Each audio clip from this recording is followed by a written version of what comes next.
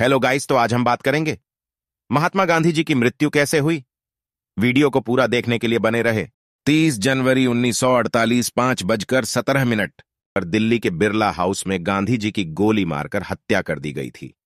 ये बात हम सभी ने सुनी है, पर जो बात हम सभी ने नहीं सुनी है वो ये है कि गांधी जी को पहले ही पता था कि वह मरने वाले हैं। जब 5:10 अपने प्रेयर रूटीन के लिए लेट हुए गांधी जी से उनसे मिलने आए। काठियावाड़ी से कुछ लोगों के बारे में बताया गया। तब उनका जवाब था कि मैं उनको प्रेयर के बाद मिलूंगा। अगर मैं जिंदा रहा तो कुछ किताबों के हिसाब से वह जानते थे कि उनकी मृत्यु होने वाली है, परंतु वो कुछ भी नहीं करना चाहते थे क्योंकि वह जिंदा ही नहीं रहना चाहते थे। यह जानकारी हमें गांधी जी की 4 मेन किताबों से मिली है। चलो इस मिस्ट्री को सुलझाने के लिए हम उनके मौत के आखिरी 1 घंटे को गौर से समझते हैं। तो शुरू करते हैं। उसे 1 घंटे के ठीक 1 घंटे पहले से, यानी 4 बजे से, जब सरदार पटेल गांधी जी से मिलकर उन्हें अपने व नेहरू के बीच पीएम के पावर को लेकर चल रहे मतभेद को बता रहे थे। उनके बीच कुछ 30 मिनट की वार्तालाप हुई।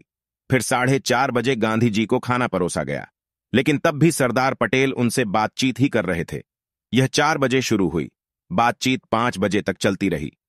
इस बीच गांधी जी की भतीजी मनु ने उनको कई बार खासकर 5 बजने को लेकर आगाह भी किया, क्योंकि हर रोज ठीक 5 बजे गांधी जी आम जनता के साथ है किसी भी धर्म को पढ़कर प्रेयर करते थे।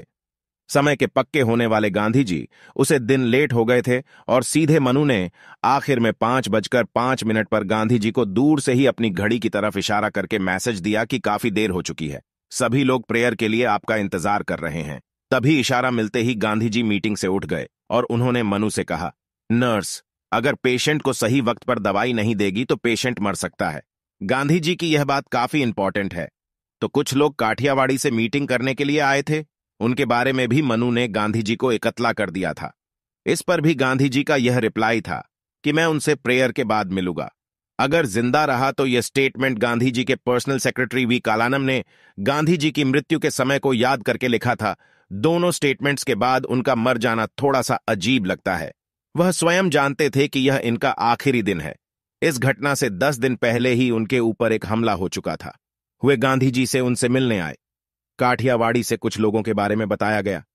तब उनका जवाब था कि यह स्टेटमेंट गांधी जी के पर्सनल सेक्रेटरी वी कालानम ने गांधी जी की मृत्यु के समय को याद करके लिखा था।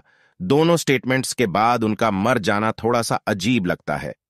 वह स्वयं जानते थे कि यह इनका आखिरी दिन है। इस घटना से 10 दिन पहले ही उनके ऊपर एक हमला हो चुका था। 20 जनवरी 1948 को नाथूराम गोडसे व उनके भाई गोपाल गोडसे ने 5 और साथियों के साथ मिलकर गांधी जी को मारने का प्लान बनाया था। इन 5 में 2 के नाम याद रखना जरूरी है, क्योंकि यह पूरी कहानी में मेन रोल प्ले करने वाले हैं।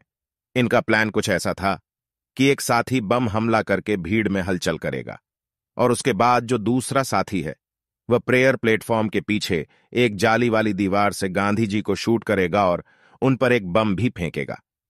फिर भी अगर गांधी जी बच गए तो जो बाकी के बचे साथी है वह भीड़ में मिलकर गांधी जी को भागने नहीं देंगे और चारों तरफ से अटैक करेंगे। पर उनका यह प्लान फेल हो गया था, क्योंकि पहले बम से कोई हलचल नहीं मची और जो दूसरा साथी शूट करने वाला था उसने उसी समय एक आंख वाला व्यक्ति देख लिया जो गांधी जी के पास था। उसके हिसाब से यह बहुत बड़ा अपशकुन कौन था, इसलिए वह डरकर भाग गया और जो पहले साथी था जिसने बम से हमला किया था उसे भीड़ ने पकड़कर पुलिस के हवाले कर दिया और बाकी बचे 6 लोग वहां से भाग गए। पहले दिन तो वह कुछ नहीं बोला, पर अगले दिन 22 जनवरी को उसने विष्णु करकरे का नाम बता दिया और यह भी बता दिया कि उस अटैक को करने वाले कुछ लोग दिल्ली के कनॉट पैलेस एरिया में मौजूद मरीना होटल में रह रहे थे और कुछ हिंदू महासभा भवन में। उसके बताने पर पुलिस मरीना होटल में तो गई, परंतु वह लोग वहां से चले गए थे। होटल में काम करने वाले लोगों से पुलिस को उनके चेहरे के स्केच मिल गए थे। उनके हुलिया व इतना सब कुछ पता होने के बाद भी किसी ने कुछ नहीं किया। अपने साथी की अरेस्ट होने की खबर सुनकर उनके करीबी दोस्त मुंबई के प्रोफेसर जगदीश चंद्र जैन वह काफी शॉक हो गए, क्योंकि कुछ टाइम पहले उनके दोस्त ने बातों बातों में गांधी जी पर हमला करने की बात की। यह सब बताने के लिए प्रोफेसर ने इंडिया के होम मिनिस्ट्री को फोन मिलाया, पर सरदार पटेल बिजी थे, जिस कारण वह उसका फोन नहीं उठा पाए। उसके बाद जैन बंबई के मिनिस्टर मोरारजी देसाई के पास गए। इस बात पर कार्रवाई करने की जगह उल्टा उन्होंने उनके ऊपर आरोप लगा दिया कि तुम्हें इस बात की जानकारी कैसे हुई। कहीं तुम भी तो इस मामले में शामिल नहीं हो? अगर इस कार्यवाही पर लीडर काम करता तो गांधी जी उस हमले से बच सकते थे। पहले अटैक के अगले 6 दिन बाद फिर प्लान बनाया गया, पर इसमें एक चीज को बदल दिया गया कि एक ही आदमी गांधी जी पर हमला करेगा, और उस दिन गॉड से फ्लाइट लेकर दिल्ली के लिए रवाना हो गए। पर काम को पूरा करने के लिए उनको एक रिवॉल्वर गन की जरूरत थी, जो उनको ग्वालियर से मिलने वाली थी। इस पिस्टन का इंडिया में मिलना काफी मुश्किल था। इनको यह गन ग्वालियर के जगदीश गोयल व हिंदू महासभा के हेड ने दी। गोडसे ने यह पिस्टन 5,000 रुपए में खरीदी थी, जिसकी कीमत आज 70,000 है। इसके अंदर 7 गोलियां डलती थीं, जिससे बिना रुके इस गन से 7 बार गोलियां चलाई जा सकती थीं। इसके बावजूद भी गांधी जी की मौत टाली जा सकती थी। अगर गांधी जी यह चाहते, ये बात खुद उनके पर्सनल सेक्रेटरी ने बताई है। गांधी जी ने पहले हमले के बाद भी अपनी सिक्योरिटी को बढ़ाने से मना कर दिया था, और यह भी कहा था कि जो भी आजादी के लिए सिक्योरिटी रखते हैं उनको जीने का कोई हक नहीं है। इस बात पर कई लोग कहते हैं कि गांधी हिंदुस्तान व पाकिस्तान को अलग अलग होता देखकर दुखी थे और खुद ही जीना नहीं चाहते थे।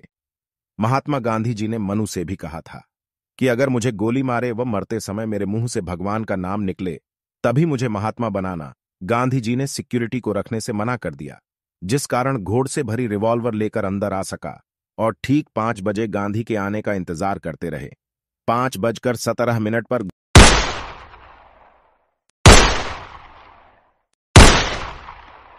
गोडसे ने महात्मा गांधी पर 3 गोलियां चलाकर उनकी हत्या कर दी।